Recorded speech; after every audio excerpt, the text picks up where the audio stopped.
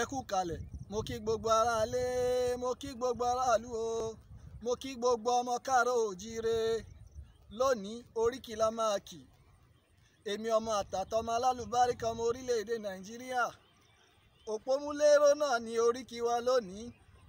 Òpó àmà múléró, òpó àmà máfáráró, òpó àmà mẹ́ni èèyàn ró nígbà tá a bá fẹ́ yìí tí mo fi ń wí pé òpómúléró máa já alẹ́ kan.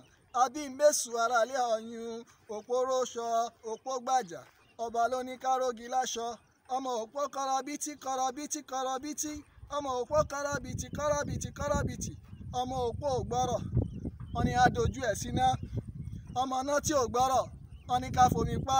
Mo dáko sálẹ̀ ọ̀yún, èṣù débẹ̀, èṣù mú mi lóko jẹ. Mo mẹ́jọ mi rọ̀yọ́lé, Aláàfin dájọ́ mi ààrẹ ni. Ọmọ fúru ń tákì láàjẹgbẹ iṣu lámukúdẹ́rin, àjẹfẹ̀yìntì níṣu ègbodò.